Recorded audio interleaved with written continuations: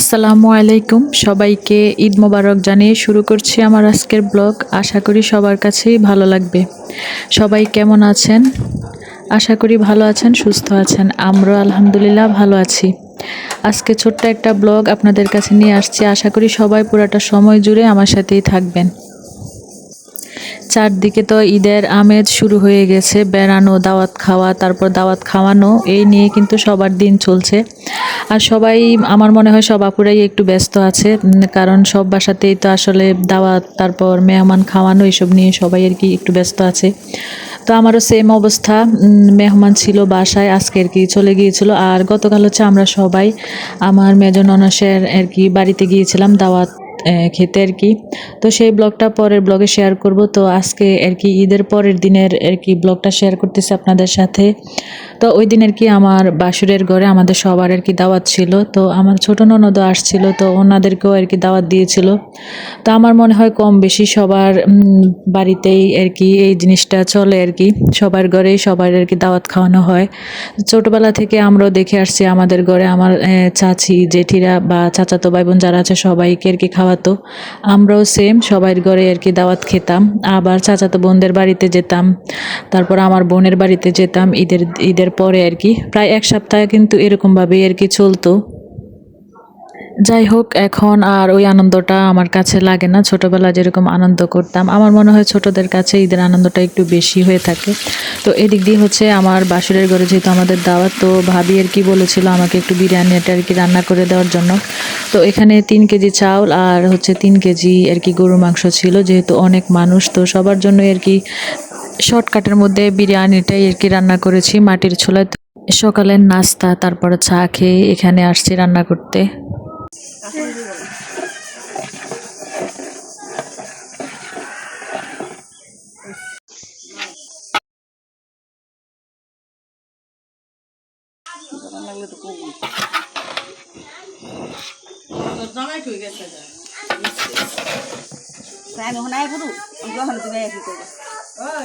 লবণ দেখি চানি দুজনে লবণ ঠিক মতন দিচ্ছেন না? লবণ ঠিক মতন দিচ্ছেন নি? এরকম দিছে তো আবার দেখ বেশি কথা কোন আপনি। গুছা লবণ করলাম আমি দেখিনি অত হ্যাঁ দিবি বহেছি দেখ তোরা দেখ আমার তো কইতে মন নাই লবণ কম হইব বলি লবণ দিই। বিরিয়ানি রান্নাটা কিন্তু অনেক মজা হয়েছিল, আর একেবারেই চাউলও খুব সুন্দর আর কি ফুটেছে। আসলে বিরিয়ানি রান্নার মধ্যে পানির পরিমাণটা যদি ঠিক থাকে তাহলে কিন্তু বিরিয়ানি রান্নাটা খুব সুন্দর হয়ে থাকে। তো এদিক দিয়ে কিন্তু রান্না বান্না কমপ্লিট। আর তারপরে আর কি আপনাদের সাথে একটু শেয়ার করতেছি। দেখেন অনেক সুন্দর আর কি জর্জরে হয়েছিল আর কি বিরিয়ানি রান্নাটা। তো যে যেখান থেকে আমার ভিডিওটি দেখছেন, যদি আমার ভিডিওর কোনো অংশ আপনাদের কাছে ভালো লেগে থাকে প্লিজ একটা লাইক দিয়ে দিবেন। আর আমার চ্যানেলে যদি আপনি আজকে নতুন হয়ে থাকেন প্লিজ সাবস্ক্রাইব করে আমার পাশেই থেকে যেতে পারেন।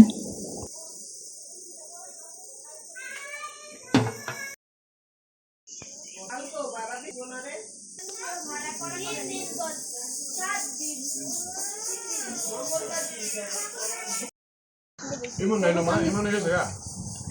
নাবি বা ছোট আমি দেখছো তো দেখিনি জানি না আমি খেয়ে রেছি গিলা লাগে। এ নাবি বা নে নে তুই রেখে দি আয় মা, তুই গোস লই আয় তোর পাতে গোস লই খাও খাও। ভিডিও দেখায়, মায়া মা। আমার ভাইয়া না বুঝি না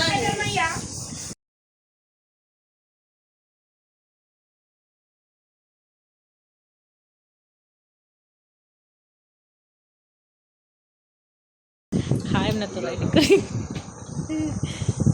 দে দে আপনি যাই না দে যাইবা দুপুরে তো ভাবিদের ঘরে খাওয়া দাওয়া করলাম, এখন হচ্ছে রাতের জন্য রান্না করব ওলানের মাংস। ভাবি আর কি কেটে দিচ্ছিল।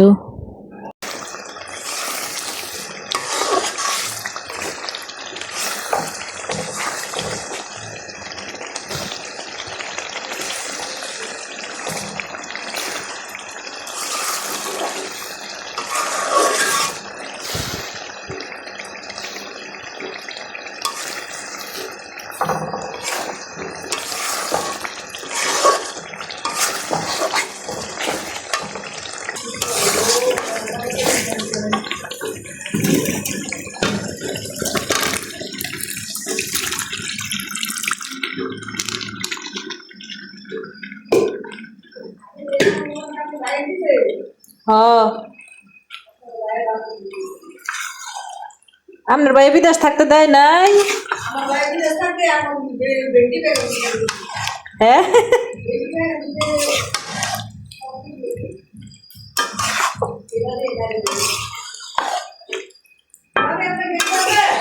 হ্যাঁ ও আপনিও পারেননি?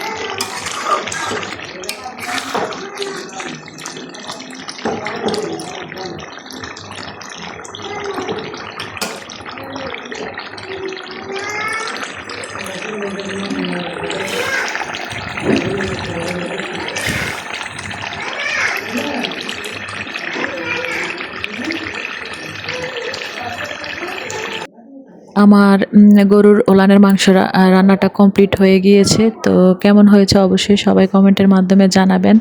আর বিরিয়ানি রান্নাটাও কেমন হয়েছে সেটাও অবশ্যই জানাবেন। তো সবাই ভালো থাকবেন, সুস্থ থাকবেন। সবাইকে ঈদ মোবারক জানিয়ে আজকে এখানেই শেষ করছি। সবাই ভালো থাকবেন। আল্লাহ হাফেজ।